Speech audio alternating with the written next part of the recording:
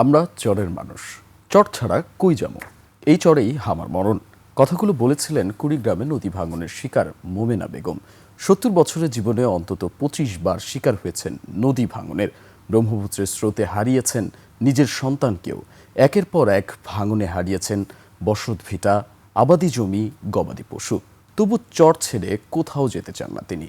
কুড়িগ্রাম প্রতিনিধি আতর রহমানের তথ্য ও ভিডিওতে আরও জানাচ্ছেন মাসুম আলিসা।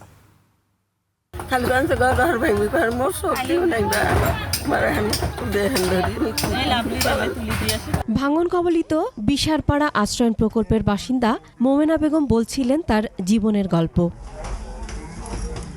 মোমেনার স্বামী আব্দুল জব্বারের বয়সের ভারে এখন আর কাজ করার শক্তি নেই। নদী ভাঙনের পর ভিটেমাটি হারিয়ে এখন মানবেতর জীবন কাটছে তাদের।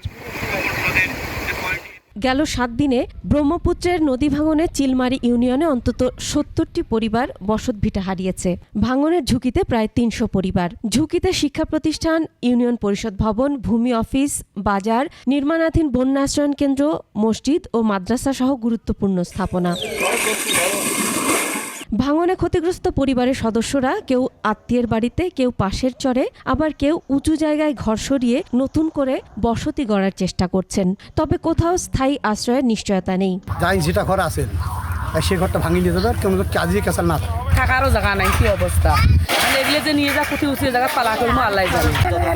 মার্ডার করে দিলে আল্লাহ নদী হেরেবারে দুঃখের কথা নালি জানাইতে করে যাবো করে না যাবো সেগুলো চিন্তা না। এমন পরিস্থিতি, রাতের মধ্যে বাড়ি ভাঙতে হয়েছে। ভাঙন ঠেকাতে স্থায়ী পরিকল্পনা প্রয়োজন বলে জানালেন চিলমারি ইউনিয়ন পরিষদের চেয়ারম্যান। তাদেরকে যতটুকু সরকারের পক্ষ থেকে সহযোগিতা দেওয়া যায় সেই ব্যাপারে আমরা ইউনিয়ন মহোদয়, ডিসি মহোদয়ের কাছে বারবার আবেদন করতেছি।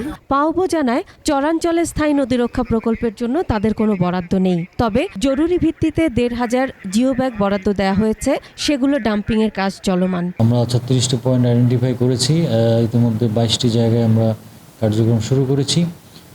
জিও ব্যাগ দ্বারা ইমার্জেন্সি ভিত্তিতে আমরা প্রতিরক্ষামূলক ব্যবস্থা নিচ্ছি। বাকি জায়গাগুলো পর্যবেক্ষণে আছে। ভাঙনে ক্ষতিগ্রস্ত পরিবারগুলোকে সহায়তার জন্য উদ্যোগের কথা জানান উপজেলা প্রশাসন। প্রত্যেকটি পরিবারকে আমরা সরকারের পক্ষ থেকে খাবার, শুকনা খাবার এবং জিয়ার চাল দেওয়ার ব্যবস্থা করেছি এবং তাদের ঘর ভেঙে নিয়ে গিয়ে আবার অন্য জায়গায় যাতে স্থাপন করতে পারে সেই ব্যবস্থা গ্রহণ করা হয়েছে। নদী ভাঙন রোধে স্থায়ী পরিকল্পনা ও সুরক্ষা বাঁধ চান ভুক্তভোগীরা। Masum আলিসা, desk report, ২১ television.